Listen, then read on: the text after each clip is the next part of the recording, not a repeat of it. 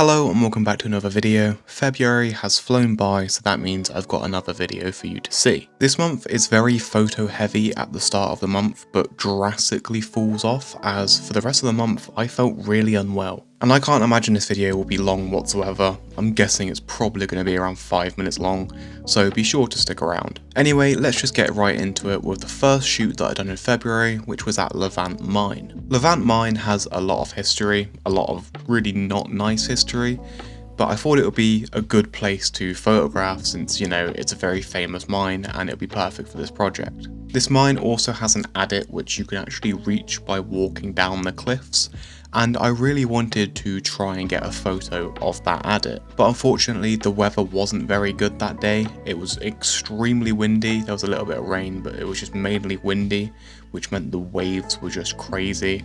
I did manage to get down the cliff quite a bit, but not close enough to get a good photo of the adit. However, I did still manage to get some decent photos throughout the rest of the mining area, and it was actually this trip that inspired me to shoot this project in this like gritty, grainy, grungy style. And that was basically because I accidentally shot two of my first images here at like 3200 or 6400 ISO, whatever it was.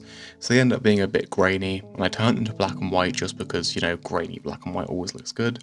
And it just ended up looking really good with this subject matter. But I would like to come back to Levant Mine just to see what else I can get here, because I can imagine there is a lot more to photograph. But when me and Jen got back home, I also got a few photos of her, so you can see those here.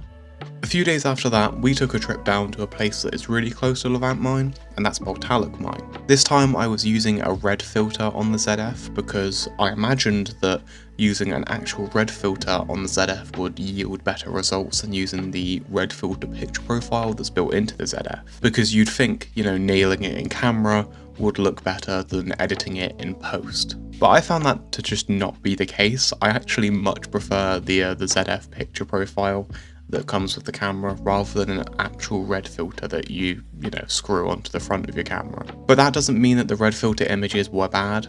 I actually really like how they turned out, but I just prefer the flexibility of being able to use the red filter picture profile that comes with the ZF. But it's been a while since I got back from a shoot, and I actually like the majority of the images I took, and it's just a really nice feeling. The darkened skies and increased contrast mixed with the gritty style makes a perfect look for this project. However, I do think I needed some cloud cover, as the light is quite harsh in a lot of these images. A day or two after that shoot, me and Jen then went on a drive to this area that had some nice looking coastline. However, I didn't actually take any photos of the coastline itself, I just took photos of the area leading up to it. The lighting was good, the sky had the perfect mix of blue sky and then also clouds, and it just seemed that everywhere we looked there was a good photo opportunity. I got some really nice photos this shoot, and all of them were shot with that black and white red filter picture profile. I added grain and tweaked the exposure a little bit with each of these images, but other than that, it's just plainly the black and white picture profile. I definitely need to make its own video about these picture profiles because they're just so good. I've only used the black and white ones, but if I do make that video, then I'll be sure to, you know, test out the color ones before then. But if you want to see that, let me know down below.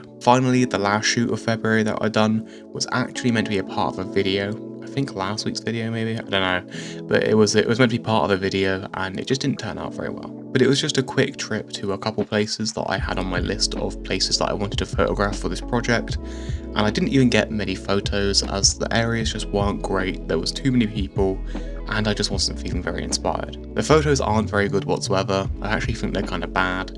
However, I do like the one of the fence that's just like destroyed and in a bush. But yeah, it was just like this fallen down fence that has some really nice light on it, and I think the light as well as the black and white profile made it look really nice, and it had this really nice texture to it. In between these shoots, I also took some photos with my 4x5 and the Lomograflok instant back, and I'm not going to bother scanning these, but I'll show you them here. I have to get my my Instax wide album.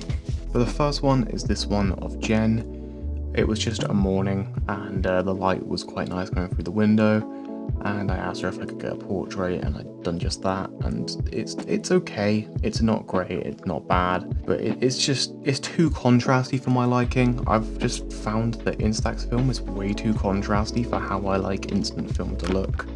So that's a bit of a bummer. And these next 4 are actually all from a video that will either be released next week or the week after, I'm not too sure, but they were just from a little walk that I done with the Lomograflok, and here's the first one. These all ended up having pretty weird exposures, but now that I'm actually looking at this on here, oh, okay, no, it's just if I hold it up here, it looks a lot more well exposed than what it actually does in real life.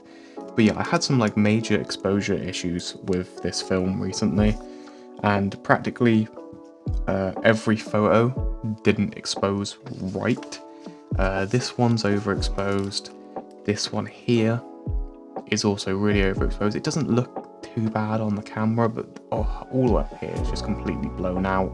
There's actually a tree there that you're meant to be able to see really well, and I don't understand it because I metered properly, I exposed everything properly, but then it just didn't turn out properly. But like even these photos here, I underexposed these by quite a bit, like about 1 stop to 1.5 stops. And although it looks really dark on here, this is the most well exposed Instax photo I've gotten so far, which doesn't make sense because I've had issues with Instax like underexposing and overexposing, but that's because when I've done things like stupidly. But whenever I've exposed it properly, it's always turned out well, apart from this one shoot. I also got this photo here, which is just a silly little one of me with my camera, just a little shadow self-portrait. But yeah, those are the photos that I got there. But these were the last photos I actually took in February. I actually took these on the last day of February, so, you know, quite a good way to end this video. But like I said, this video wouldn't be very long, and let me know if you like these shorter videos or if you want to see longer videos. But I hope you've enjoyed. I'll see you in the next one. Goodbye.